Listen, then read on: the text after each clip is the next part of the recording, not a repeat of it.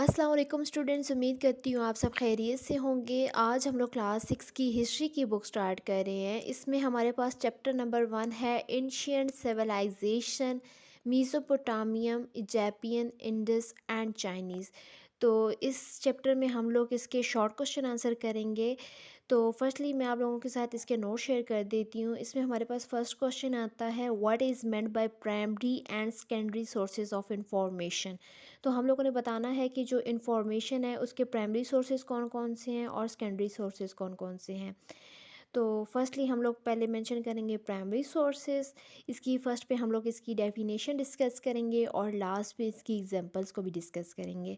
तो फर्स्ट पे डेफिनेशन हमारे पास आ जाती है, primary sources offer raw information और the first hand evidence compiled by research. Primary sources कौन से होते हैं हमारे पास, जो हमारे पास कोई इंफॉर्मेशन आती है किसी भी चीज़ से रिलेटेड या कोई हम लोग रिसर्च वगैरह करते हैं, वो बिल्कुल एक ओरिजिनल होती है, अथेंटिक होती है। जितनी है जैसे हमें इंफॉर्मेशन मिली है वो बिल्कुल सेम वैसी ही होती है, उसमें कोई चेंजिंग वगैरह नहीं होती। और जो चीज़ हमारे सामने हो रही है हम लोग क्या है उसके आई विटनेस हैं, उसमें कुछ भी हम लोगों ने चेंज वगैरह नहीं किया या फिर वो फर्स्ट हैंड एविडेंस होती है, तो उसे हम लोग बोलते हैं प्राइमरी सोर्सेज।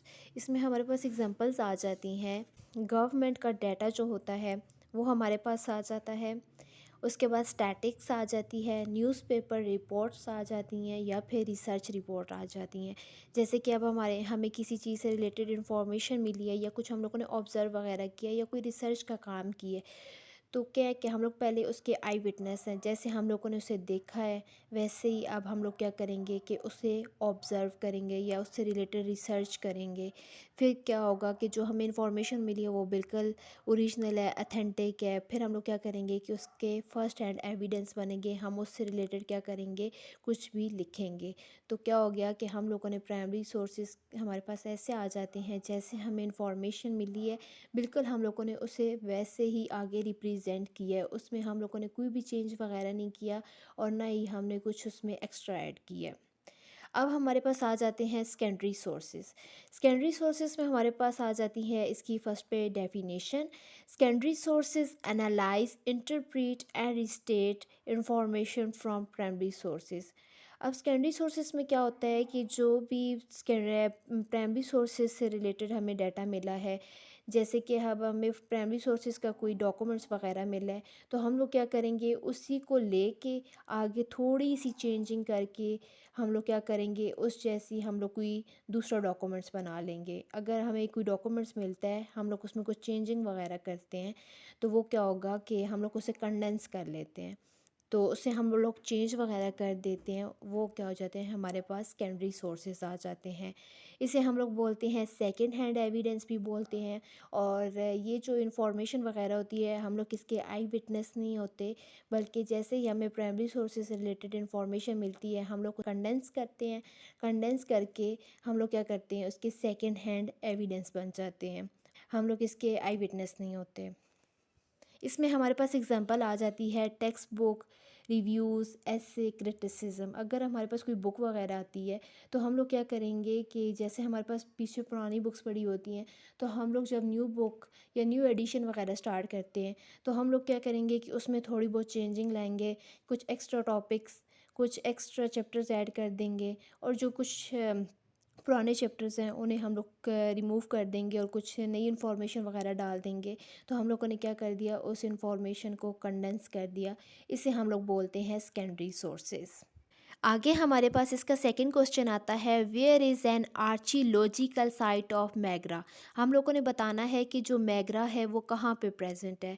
तो इसका आंसर होगा, Mehrgarh is an archaeological site situated on the Kachhi plain of Balochistan in Pakistan. अब पाकिस्तान के अंदर जो बलूचिस्तान का एरिया है उसके अंदर जो काकची प्लेन है उसे हम लोग बोलते हैं मैगरा। आगे हमारे पास थर्ड क्वेश्चन आता है, who order to construct the Great Wall of China. कौन ऑर्डर देता है कि जो चाइना के अंदर ग्रेट वॉल है उसे कंस्ट्रक्ट किया जाए? Imperial Qin Shi Huang order construction of the Great Wall of China around 2021 billion century. अब क्या होता है कि जो इम्पीरियल किन शी होंग होता है, ये चाइना के अंदर ऑर्डर देता है कि जो चाइना के अंदर ग्रेट वॉल है उसे क्या किया जाए, कंस्ट्रक्ट किया जाए, और वो कौन सी सेंचुरी को होता है? 2021 बिलियन सेंचुरी।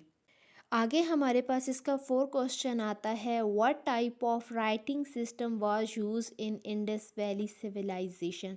अब हम लोगों ने बताना है कि जो इंडस वैली सिविलाइजेशन है उसके अंदर राइटिंग सिस्टम कौन सा इंट्रोड्यूस करवाया गया था, कौन सा था? तो वो इसका हमारे पास आंसर आ जाता है लोगोसाइलैबिक। आगे हमारे पास क्वेश्चन नंबर 5 आता है, what was code of Hammurabi. Hammurabi was one of the best known king of the Babylonia imperial.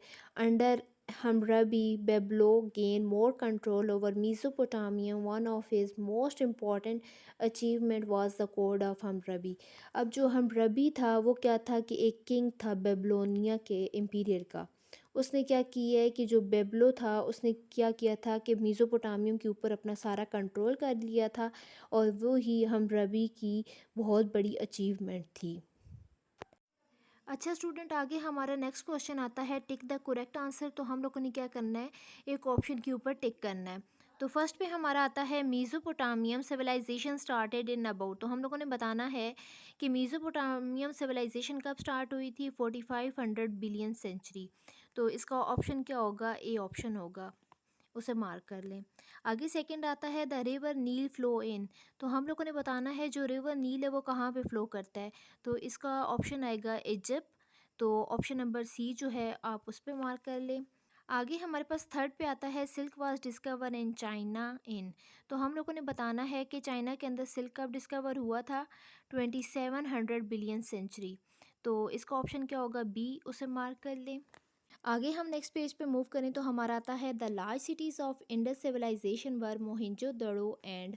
हम लोगों ने बताना है कि इंडस सिविलाइजेशन के अंदर जो दो लार्ज सिटीज़ थी, एक थी मोहिंजोदड़ो और दूसरी कौन सी आ जाती है हमारे पास? हड़प्पा।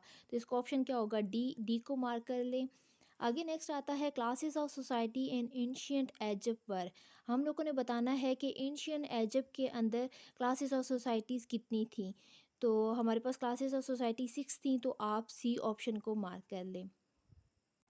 आज का लेक्चर यहाँ पे कंप्लीट हुआ। होप सो कि आपको मेरा ये लेक्चर पसंद आया होगा। अगर पसंद आए तो लाइक कीजिएगा, सब्सक्राइब कीजिएगा और आगे शेयर भी कीजिएगा। Thank you so much. अल्लाह हाफिज़।